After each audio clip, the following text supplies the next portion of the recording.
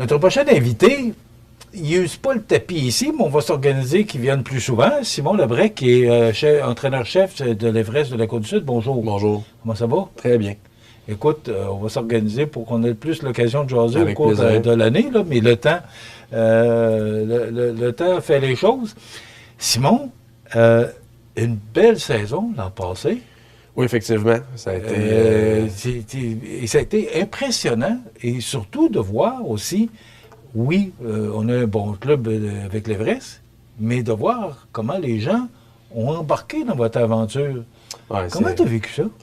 Ben, comment j'ai vécu ça? C'est sûr que, tu sais, pendant les séries puis pendant la saison, on est tellement occupé à performer. Fait que c'est de préparer l'équipe, c'est de s'assurer que l'équipe joue de la bonne manière, puis de voir les tendances des adversaires durant les séries. Tu sais, tu joues quasiment aux 2 jours, là. Fait que tu t'en rends compte que ça commence à mousser un peu, les gens embarquent là-dedans, mais veux pas au quotidien, t'as pas le temps de penser à ça. C'est vraiment après la saison, quand j'ai commencé à regarder nos matchs, puis l'atmosphère dans les estrades, c'est là que j'ai pris connaissance qu'on avait fait de quoi quand même d'exceptionnel au niveau de notre saison, mais également c'est de prendre l'ampleur que ça a pris ici dans la région, là, que les gens ont embarqué, on a eu je pense 2000 la dernière game, la game 7 à la maison en finale, on a eu des 1000 contre la Beauce. Même les gens se sont déplacés en Beauce pour venir nous voir jouer, à Longueuil pour venir nous voir jouer. Fait que c'était vraiment le fun de voir ça parce que je pense que quand j'ai pris en charge l'équipe, je pensais jamais que ça allait arriver aussi vite. Puis c'est le fun de voir ça. C'était ma prochaine question. Qu'est-ce qui s'est passé? Parce que c'était ta première année là, comme entraîneur-chef, mais aussi responsable de l'équipe, directeur général. Qu'est-ce qui s'est passé, Simon, parce qu'il y a 2 ans, le club n'était pas aussi... Ça allait bien, mais pas comme l'année passée.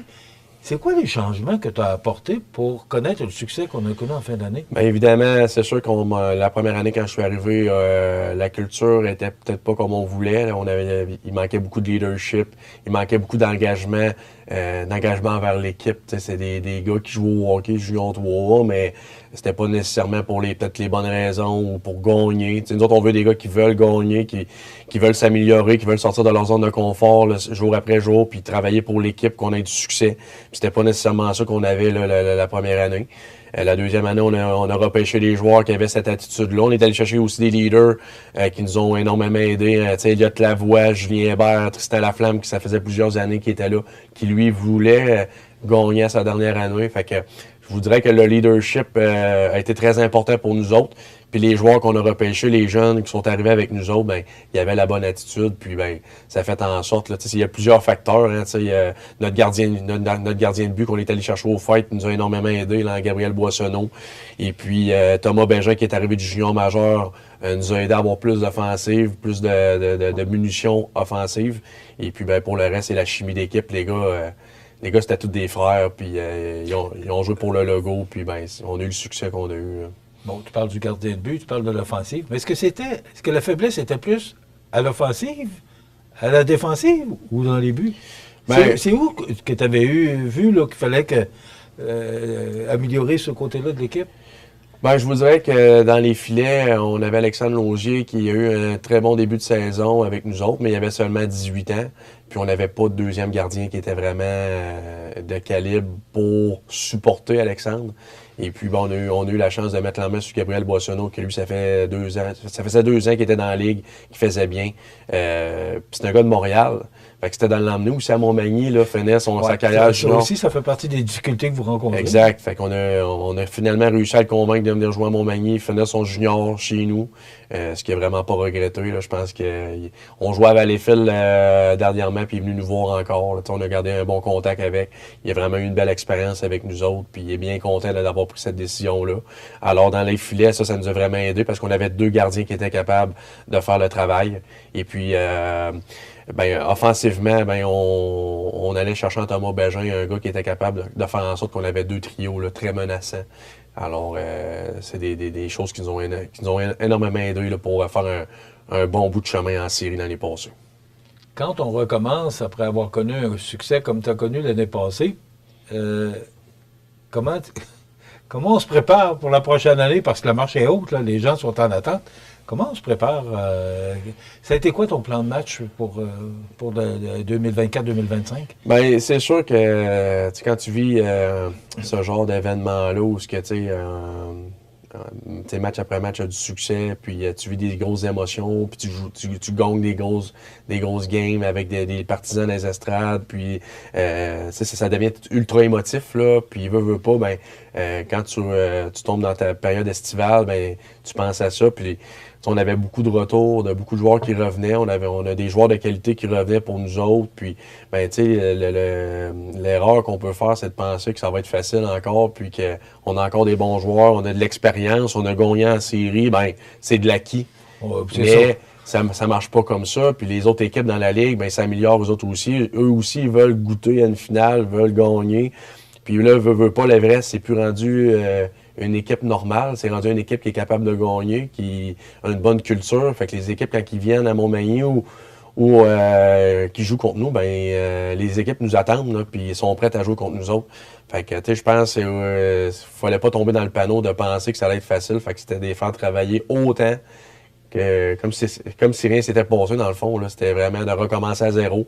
C'est une nouvelle saison, c'est des nouvelles équipes, des nouveaux joueurs. Fait que on n'avait pas le choix de recommencer à zéro. Puis on le voit cette année, on a une bonne équipe de hockey, mais on joue pour 500 présentement. Puis c'est ça. Faut travailler fort pour si on veut se rendre à la place qu'on s'est rendu l'année passée parce que on n'aura pas de cadeau. Est-ce que c'est un peu le problème de la Ligue junior 3A, c'est que les jeunes vieillissent, donc il faut renouveler d'année en année les joueurs. C'est pas une difficulté que vous rencontrez des exact. instructeurs? C'est pour toutes les équipes juniors, même majeures. Junior 3, c'est la même chose. T'sais, regarde, on a perdu cette année des gars comme Julien Hébert, Elliott Lavoie, Tristan Laflamme. C'était des Gabriel Boissonneau. C'est des gars qui étaient ultra importants dans notre équipe. C'était des leaders incroyables. Puis cette saison, ben ces gars-là, ben, ils jouent dans le senior. C'est des gars qui peuvent plus jouer junior. Fait que c'est des gros morceaux qu'on a perdus. Mais en même temps, tu as des gars de 19-18 ans qui ont vu ces gars-là faire dans la chambre. Fait que c'est à eux de reprendre la chambre puis de jouer le rôle de leadership. Mais c'est des personnalités différentes, c'est des gars différents, c'est des gars qui ont des expériences différentes dans le passé. Fait que de tout mettre ça ensemble, là, puis d'essayer de jouer le rôle de leader, c'est pas tout le temps évident à faire au quotidien. Quand tu viens de perdre 2 games de suite, puis là, de dire, oh, là, il faut que j'ajuste dans la chambre, faut que je démontre. Ça se fait pas comme ça, là. Il y en a qui ont plus de difficultés, il y en a qui sont plus gênés, ils parlent un petit peu moins. Puis on a un nouveau groupe, tu sais, on a des nouveaux joueurs. Fait que de tout mettre ça en place, là, c'est quelque chose de quand même pas évident à 19-20 ans. Il faut s'en mettre dans la peau quand on a 19-20 ans. On se découvre comme personne, comme adulte. Ben là, c'est pas des choses qui se font aussi facilement. Tu sais, l'année passée, on était chanceux, on avait Julien Hébert et Elliott Lavoie, que c'était facile pour eux autres là, de parler dans la chambre, de démontrer l'exemple. Puis ben là, cette année, ben on a un nouveau. Est-ce que tu as ce leadership là dans la chambre cette année? C'est différent. On a des gars qui parlent un petit peu moins. C'est des gars qui prêchent par l'exemple sur la glace, mais au niveau vocal, c'est peut-être un petit peu moins... les gars sont peut-être un petit peu moins volubiles là, dans la chambre. Mais il en demeure pas moins que le leadership, c'est pas juste de parler aussi, c'est d'avoir des actions, c'est des fois juste un petit mot qui va replacer la chambre. Fait que présentement, c'est vraiment ça qu'on est en train de travailler avec l'équipe, c'est de trouver une certaine phase de leadership. Oui, exactement, pour qu'on puisse là, évoluer durant la saison, puis démontrer du caractère puis du leadership quand on aura besoin. Comment tu vois la prochaine saison? Parce qu'elle est encore jeune, là. Ouais. Comment tu vois la prochaine saison? Tu disais, bon, c'est à peu près une moyenne de 500, là. Ouais. Tu vois la prochaine saison comment? Bien, c'est sûr qu'on avait des grandes attentes parce qu'on a quand même, là... comme je l'ai mentionné, la marche était haute. La marche était haute. Pour toi, mais pour nous autres aussi. Mais tu sais, on a encore des bons joueurs de 20 ans cette saison, des gars qui ont joué des grands rôles pour nous autres l'année passée, qui reviennent, c'est Thomas Bégin, Félix Rivin, Serein. On a encore Alexandre Lausier qui est dans les filets. On avait une bonne partie de notre défensive qui revenait. Fait qu'on avait quand même des attentes importantes, disons. Mais c'est sûr qu'en début de saison, on a eu plusieurs blessés. Fait qu'on a eu de la misère à trouver notre rythme. Et puis là, quand les blessés sont revenus, ben là, on est en train de se rendre compte qu'il y a d'autres bonnes équipes dans la ligue. Puis de l'adversité, on va en avoir. Fait que c'est de vraiment de travailler ça, c'est de travailler notre leadership, c'est de travailler une nouvelle phase de notre jeu qu'on l'année passée, peut-être qu'on avait moins de misère, mais cette année, on a un petit peu plus de misère, défensivement, peu importe. Sur les unités spéciales, on a plusieurs choses à travailler, puis ben ça va être au gars là, justement de s'ajuster, puis de mettre les efforts, puis de se regrouper pour qu'on puisse avoir peut-être pas la saison comme l'année passée, parce que chaque saison est différente, mais d'avoir le succès qu'on voulait avoir en début de saison, ça prend plusieurs choses, là. Ça prend du leadership, ça prend des gars qui repoussent leurs limites semaine après semaine, qui amènent l'enthousiasme dans les pratiques, lors des matchs, puis ben ça, c'est des choses qu'on a travaillé cette saison. Simon, il y a un joueur qui se démarque, j'espère que je vais bien le prononcer, c'est Serin Tibachaboy. Oui, J'espère que je le prononce bien. Écoute, d'ailleurs, il est allé jouer au match là, contre la NC2A. Ouais. C'est quand même un bon élément pour vous autres. Oui, absolument. Serin est arrivé avec nous autres l'année passée à 19 ans. Il a eu 63 points à son année recrue à 19 ans. C'est sûr qu'il était quand même vieux pour une recrue, mais quand même, là, il a fait 63 points. Puis, Serin, quand il est arrivé pour nous autres, on voyait qu'il y avait du potentiel offensif, mais c'était d'améliorer sa game sur 200 pieds. Et puis, quand il est arrivé avec nous autres en début de saison, il est arrivé en forme. Il a pris ça au sérieux cette saison. Il est arrivé en forme au camp avec de l'enthousiasme, du leadership. C'est un gars qui est enthousiaste, il aime ça jouer au hockey, c'est un gars qui est passionné. Alors, il y a un gros début de saison pour nous autres. Et puis, ben, il mérite là, vraiment là,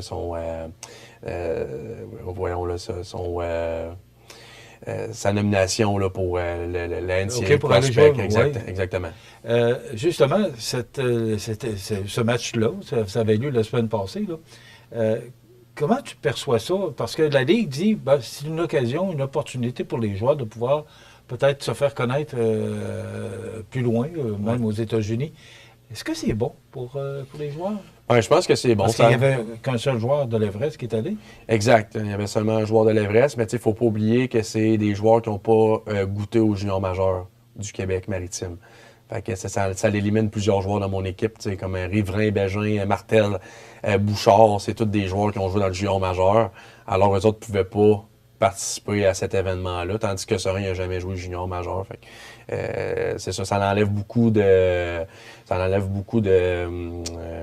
choix pour mon équipe. C'est pour ça que c'est seulement Serin qui est allé. Mais moi, je trouve ça bon que la Ligue puisse permettre ça aux joueurs de participer à un genre d'événement, parce que ça amène de la visibilité à notre ligue, ça amène de la visibilité à nos joueurs. Et puis, après leur parcours junior avec nous autres de 20 ans, bien, ça leur donne des options là, d'aller jouer aux États-Unis, de continuer leur étude là-bas, apprendre l'anglais, des choses comme ça. Fait que ça amène une opportunité de plus à nos joueurs de 20 ans là, qui terminent leur carrière junior. Circuit Frisbee a perdu 10-2. Là. Oui. Est-ce que c'est une ligue qui est beaucoup plus forte que la nôtre ou c'est sensiblement le même calibre? C'est une bonne question. Bien honnêtement, j'étais pas là à ce match-là, puis je n'ai pas parlé non plus avec les gens de la ligue, là, voir comment que ça s'était passé. Fait que j'ai pas d'idée. La NCAA D3, je connais pas énormément la ligue. Je pense que l'équipe était dans le coup en première période. Là, c'était 3-2. 3-2 après 20 minutes de jeu. Là, c'est vraiment en deuxième période où l'équipe Québec elle a échappé un petit peu, mais en troisième, je pense que ça s'est resserré. Fait que ça serait de voir aussi pendant, je sais pas, au moins 2, 3, 4 matchs, si l'équipe Québec aurait pu s'ajuster puis avoir des matchs un petit peu plus serrés. C'est juste un match, il y a eu beaucoup de voyagements, ils ont visité l'école à Vermont, tu couches pas dans tes affaires non plus. Fait qu'il y a plusieurs facteurs qui ont peut-être fait en sorte que la game a été moins serrée. Mais je serais surpris de voir un deuxième et un troisième match si l'écart pourrait se resserrer. Mais c'est sûr que dans le NCAA D3, un match, tu n'as pas le temps de voir. Il y a des gars de 23 ans, il y a des gars de 22, 23. Fait que c'est sûr qu'il y a des gars plus vieux. Alors, c'est sûr qu'ils sont peut-être un petit peu plus forts physiquement. Alors, j'imagine que la Ligue est un petit peu plus forte dans la NCAA D3. Simon, on va se revoir une fois par mois, tous les derniers jeudis du mois. On aura l'occasion de faire le bilan du mois qui vient de s'écouler, comment tu vas voir le mois qui s'en vient. Fait que ça sera une opportunité pour parler de l'Everest. Merci d'avoir été avec nous. Puis on va te souhaiter une bonne saison, même si elle est déjà commencée. Merci on va beaucoup. te souhaiter une bonne saison, puis on va suivre ça de près. Merci. Simon Lebrec est chef-entraîneur du club l'Everest de la Côte-du-Sud de la Ligue junior 3A. Ça complète, on s'arrête.